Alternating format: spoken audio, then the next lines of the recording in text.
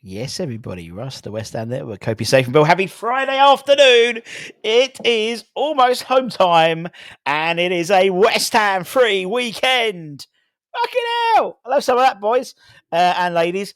Hope everyone is safe and well. This morning, I spoke about reasons to be cheerful, and it was around the academy and how I'm excited for the future, and I'm not afraid to say it.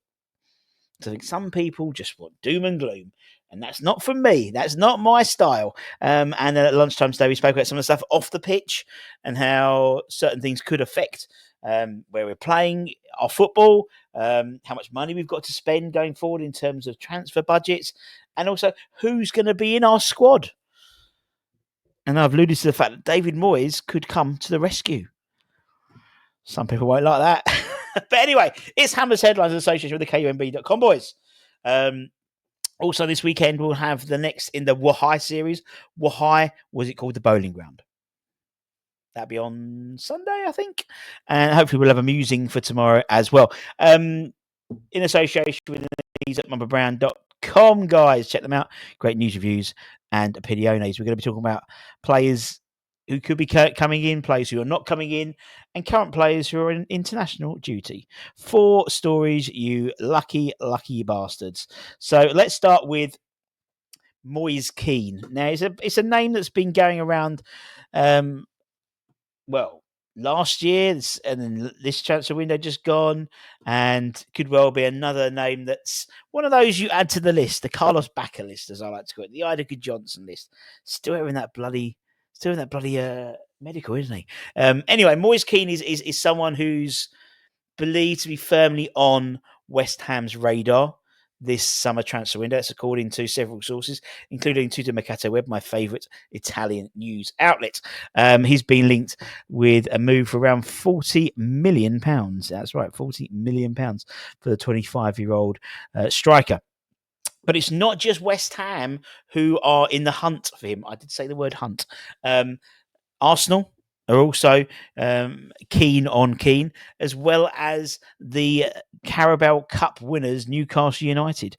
And either could be maybe more appealing to Moyes than a move to... but he does have a transfer release clause around £43.6 million. He's been in fine form from Fiorentina this season. 20 goals and 3 assists in 34 games. That's 23 goal involvements in 43 games. And I think you have to sort of remove yourself from the Moise Kean that was in the Premier League with Everton. This is a different Moise Kean. He's someone who's more mature. He's a more well-rounded striker. So you say about me, I'm well-rounded. And he has no denying the blistering pace which we desperately need. He's quite a powerful striker as well. So, there's no doubt that a striker is an area we need to look at. And I think for the same money than that an Ever Ferguson would cost you, because according to Jacob Steinberg, Brighton have put a price tag around 45 million on Evan Ferguson's head for the summer. He will move on for sure in the summer. When we were talking to Bobby Zamora on last Friday, and he was saying how he's the best striker Brighton have got, but he doesn't fit the system. He doesn't fit the system that Hussler wants in terms of his strikers, wants in terms of his team. He wants mobile, and Ferguson isn't a particularly mobile player. I've likened him to a sort of modern day John Hartson. He's not going to run about all day, but give him half a chance and he'll put it away. And so it'd be interesting to see where we go. There's obviously a number of people we've been linked with in terms of strikers. Another one is part of a duo in the Danish Superliga that we have been interested in, according to ex-WHU employee. It does seem that we're looking far and wide for good value players, not necessarily playing top dollar, but players who could provide good value in the next 5 years or so. And according to X, we have identified 2 players in the Danish Super League, which is an area we've been looking at for a long time. Particularly, remember, we had the whole Ibrahim Osman. We know that obviously Mami Kudus came from the Danish league before going to Ajax through the Ghanaian Right to Dream Academy. But the two players who've been interested are this gentleman here, who's Franklino Duge, who's a striker from Michelad. And also we've been linked with Lucas Hogsberg, who's an 18-year-old right back from Norslad. Now, both have been apparently firmly on our radar for some time. And we've been scouted by the club ahead of the summer transfer window. So guys are going out keeping an eye on him. Duge is an interesting player. He scored 7 goals in 18 games this season, and one that you would expect someone like Graham Potter to have an understanding about, given the time that obviously Graham spent in Scandinavia. Before obviously coming to Swansea, wasn't it? He's left-footed forward. He joined the Danish side from Benfica 2 years ago, and is very much a young Antonio, I think is best to describe him. Very strong physically, very athletic. He's quick, particularly from a standing start as well, which is really important sometimes. And has the ability to hold up the ball as well. So you could see, with Antonio maybe get offered a 1-year extension. Duge comes in and takes over the mantle. I don't know. He was in Benfica's academy. And as I said, in all competitions for the Danish side, he's got 12 goals and 5 assists. And so, yeah, interesting. I mean, Hogsberg, he's got a great name, firstly. And he is a Danish under-19 international.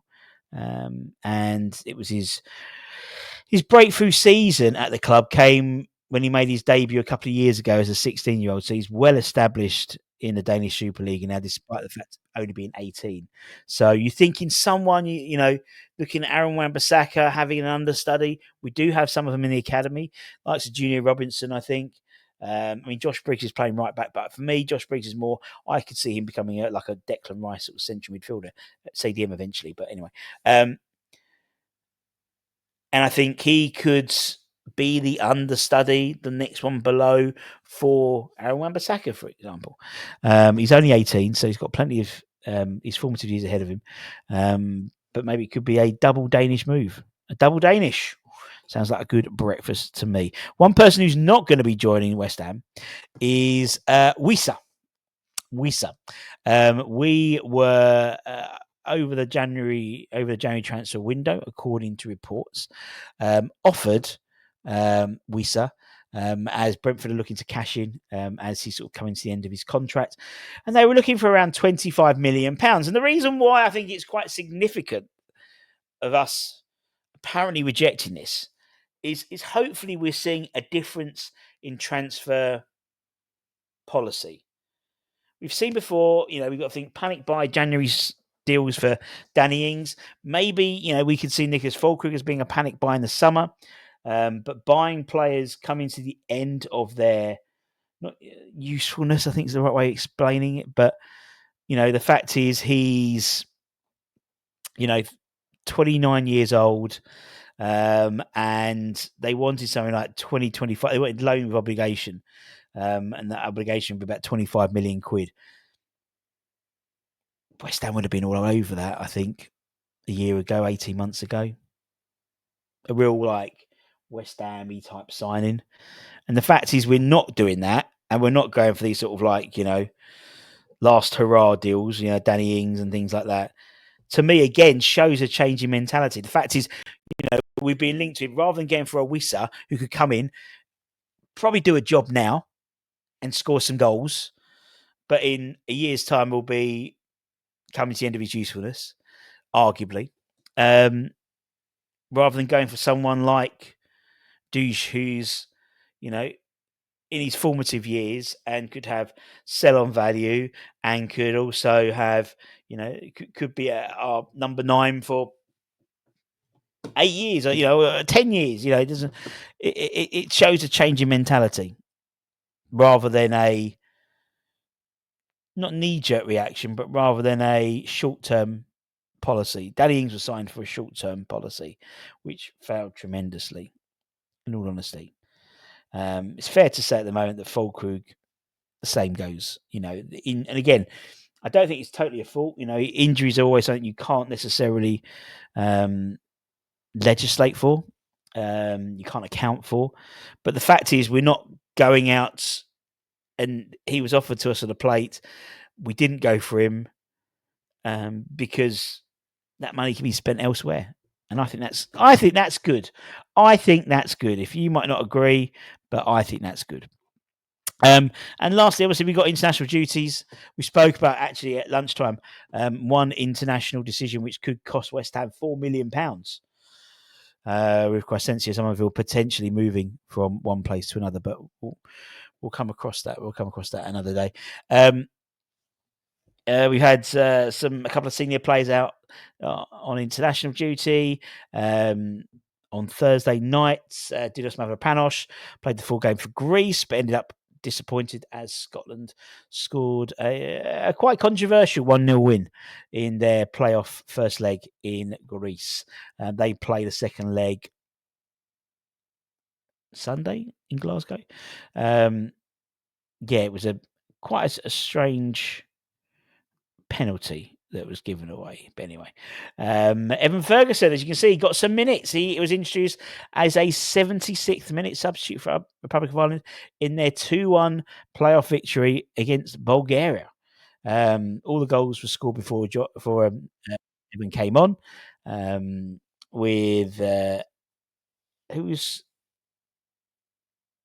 No, it wasn't. So I was just reading my notes. He's now got 19 senior appearances, and hopefully we'll get some more time when Ireland welcome Bulgaria on the second leg in Dublin on Sunday evening as well.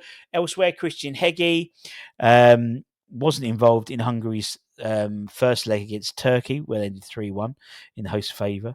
Edson Alvarez was named captain and started at centre-back. Interesting. In Mexico's 2-0 win over Canada in the CONCACAF semi-finals. It was the 27-year-old's 83rd senior cap. Fair play. Patrick Kelly's on loan at Doncaster Rovers. He started for Northern Ireland under-21s in a 1-1 draw with Moldova under-21s. They're playing a sort of a bunch of round-robin friendly in Turkey randomly with Germany, Georgia, Greece, Latvia, and Malta, I think. Or is that the qualifying game? It's the qualifying games. But anyway, they're playing a round robin tournament, including Ukraine under-20s and Uzbekistan under-21s. Doesn't sound as glamorous. And that's it, my friends. Thank you very much for your time, as per usual. Keeping the channel, as I said, we've got. They've disappeared there. We've got the next episode of the Why series. Why does West Ham? Why was it called the Bowling Ground? Very interesting. I found it very interesting researching why. And have you enjoyed it too? And it's not what you think it is. I thought it was one thing, but it's not. And we sort of prove why it's not what we all think it is. Well, for those of you who don't know the story, for example. And then we'll probably have a Saturday morning musings tomorrow as well. And any breaking news we'll bring to you as soon as possible. So take care, everyone. Stay safe, stay warm, stay humble, stay dry. It's going to rain tomorrow, I think. And I'll see you guys very soon. Much love. Bye-bye.